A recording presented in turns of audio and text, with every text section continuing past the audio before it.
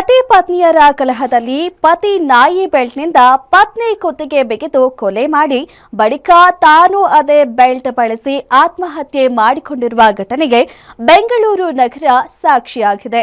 ಈ ಕುರಿತ ಒಂದು ರಿಪೋರ್ಟ್ ಇಲ್ಲಿದೆ ನೋಡಿ. ಹೆಂಡತಿ ಕುತ್ತಿಗೆಗೆ ನಾಯಿ ಬೆಲ್ಟ್ನಿಂದ ಬಿಗಿದು ಗಂಡನಿಂದಲೇ ಕೊಲೆ. 4 ತಿಂಗಳ ಗರ್ಭಿಣಿಯನ್ನ ಕೊಂದು ತಾನು ಆತ್ಮಹತ್ಯೆಗೆ ಶರಣಾದ ಪತಿ.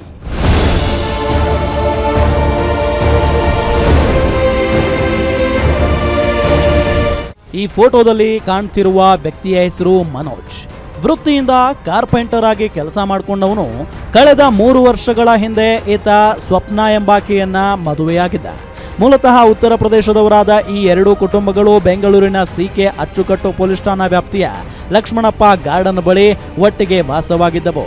3 ವರ್ಷಗಳ ದಾಂಪತ್ಯ ಜೀವನದಲ್ಲಿದ್ದ ಈ ಜೋಡಿ ಇಂದು ಮನೆಯಲ್ಲಿ ಶವವಾಗಿ ಪತ್ತೆಯಾಗುವ ಮುಖೇನ ಇಡೀ ಕುಟುಂಬವನ್ನೇ ಆಘಾತದ ಸುಳಿಗೆ ತಳ್ಳಿದ್ದಾರೆ.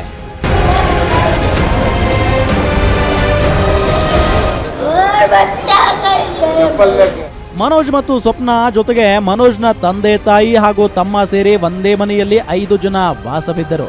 ಆದರೆ ಇಂದು ಮಧ್ಯಾಹ್ನ 12:30 ಸುಮಾರಿಗೆ ಆ ಮನೆಯಲ್ಲಿ ದುರಂತವೊಂದು ನಡೆದು ಹೋಗಿದೆ. ಪತಿ ಪತ್ನಿಯರ ನಡುವೆ ಮೂಡಿದ ಭಿನ್ನಾಭಿಪ್ರಾಯ ತಾರಕಕ್ಕೇರಿ ಮನೋಜ್ ಮನೆಯಲ್ಲಿದ್ದ ನಾಯಿಯ ಬೆಲ್ಟ್ ಬಳಸಿ ಪತ್ನಿ ಸ್ವಪ್ನಾಳ ಕುತ್ತಿಗೆ ಬಿಗಿದು ಕೊಲೆ ಮಾಡಿದ್ದಾನೆ. ತದನಂತರ ತಾನು ಅದೇ ಬೆಲ್ಟ್ ಬಳಸಿ ಫ್ಯಾನ್ಗೆ ನೇಣು ಹಾಕಿಕೊಂಡು ಆತ್ಮಹತ್ಯೆ ಮಾಡಿಕೊಂಡಿದ್ದಾನೆ. ನೋಡಿದ್ರೆ ಯಾಕೋ ಒಳಗಡೆ ಯಾರೋ ಸೂಸೈಡ್ ಮಾಡ್ಕೊಂಡು ಗಂಡ ಹೆಂಡತಿ ಇಬ್ಬರು ಒಬ್ರಿಗೊಬ್ರು ಇದು ಮಾಡಿಕೊಂಡು ಒಳಗಡೆ ಸತ್ತೋಗಿದ್ದಾರೆ. ಪೊಲೀಸವ್ರು ಬಂದರು, ನೋಡಿದ್ರು, ಮನೆ ಬಾಕ್ಲಾಕಿತ್ತು, ಬೀಗ ಒಡಿಸಿ ನೋಡೋ ಅಷ್ಟೇ ಒಳಗಡೆ ಇಬ್ಬರು ತೀರ್ಕೊಂಡ್ಬಿಟ್ಟಿದ್ದಾರೆ.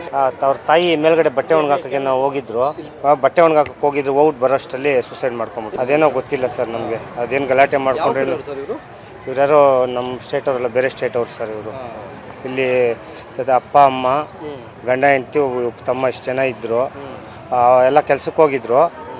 ಹುಡುಗ ಹುಡುಗಿ ಇಬ್ಬರು ಮನೇಲಿದ್ದರು, ಅವ್ರ ಅಮ್ಮ ಇದ್ದರು. ಮೇಲ್ಗಡೆ ಬಟ್ಟೆ ಒಣಗಾಕಕ್ಕೆ ಹೋದವಾಗ ಇಬ್ಬರು ಏನೋ ಮಾಡ್ಕೊಂಡು ತೀರ್ಕೊಂಡು ಸತ್ತೋಗ್ಬಿಟ್ಟಿದ್ದಾರೆ ಸರ್ ಇಬ್ಬರು. ಇನ್ನು ಕಳೆದ 4 ದಿನಗಳಿಂದ ಮನೋಜ್ ಕೆಲಸಕ್ಕೆ ಹೋಗದೆ ಮನೆಯಲ್ಲಿಯೇ ಉಳಿದುಕೊಂಡಿದ್ದ. ಈ ಸಂದರ್ಭದಲ್ಲಿ ದಂಪತಿಗಳ ನಡುವೆ ಸಣ್ಣ ಪುಟ್ಟ ವಿಷಯಕ್ಕೆ ಸಂಬಂಧಪಟ್ಟಂತೆ ಗಲಾಟೆ ಆರಂಭವಾಗಿತ್ತು.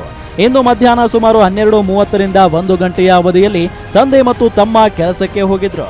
ತಾಯಿ ಬಟ್ಟೆ ಒಣಗಿಸುವುದಕ್ಕಾಗಿ ಟೆರೆಸ್ಗೆ ಹೋಗಿದ್ದನ್ನ ಗಮನಿಸಿದ ಮನೋಜ್ ಕೋಪದ ಕೈಗೆ ಬುದ್ಧಿ ಕೊಟ್ಟು ಈ ಭೀಕರ ಕೃತ್ಯ ಎಸಗಿದ್ದಾನೆ.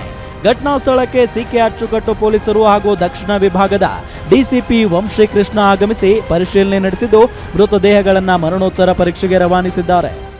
ಒಬ್ಬರು ಗಂಡ ಹೆಂಡತಿ ಮಧ್ಯೆ ಜಗಳ ಆಗಿ ಆಮೇಲೆ ಅವರು ಡೋರು ಕ್ಲೋಸ್ ಮಾಡ್ಕೊಂಡಿರ್ತಾರೆ. ಆಮೇಲೆ ಅದರ್ ಪೋರ್ಷನ್ಸ್ ಇರೋರು ಮತ್ತೆ ಓನರ್ಸ್ ನಮಗೆ ಮಾಹಿತಿ ಕೊಡ್ತಾರೆ ಸ್ಟೇಷನ್. ಸೊ ಇನ್ಸ್ಪೆಕ್ಟರ್ ಮತ್ತೆ ACP ಎಲ್ಲ ಬಂದು ಡೋರ್ ಓಪನ್ ಮಾಡಿಸಿ ನೋಡಿದ್ರೆ ಒಬ್ಬರು ಹ್ಯಾಂಗಿಂಗ್ ಮಾಡ್ಕೊಂಡಿರ್ತಾರೆ. ಹಸ್ಬೆಂಡ್ ಮನೋಜ್ ಅಂತ ಹೇಳಿ 28 years, ವೈಫ್ ಸಪ್ನಾ ಅಂತ ಹೇಳಿ ಅವರು 28 years. Both are from Azamgarh UP ಇಂದ. ಇವರು ಕಾರ್ಪೆಂಟರ್ ಕೆಲಸ ಮಾಡ್ತಾರೆ. ಸುಮಾರು ವರ್ಷದಿಂದ ಬೆಂಗಳೂರು ಬಂದು ಸೇರಿಕೊಂಡಿದ್ದಾರೆ. ಇದೇ ವೇಳೆ ಕೊಲೆಯಾಗಿರುವ ಸ್ವಪ್ನ 4 ತಿಂಗಳ ಗರ್ಭಿಣಿ ಎಂಬ ಕಠೋರ ಸತ್ಯ ಹೊರಬಂದಿದ್ದು ಕುಟುಂಬಸ್ಥರ ಆಕ್ರಂದನ ಮುಗಿಲು ಮುಟ್ಟಿದೆ. ಕ್ಷಣಿಕ ಕೋಪಕ್ಕೆ ಸಿಲುಕಿ ತಂದೆ ಮಾಡಿದ ತಪ್ಪಿಗೆ ತಾಯಿ ಸೇರಿದಂತೆ 3 ಜೀವಗಳು ಒಟ್ಟಿಗೆ ಬಲಿಯಾಗಿರುವುದಂತೂ ದುರಂತವೇ ಸರಿ. SK Manjunath, crime bureau, guarantee news.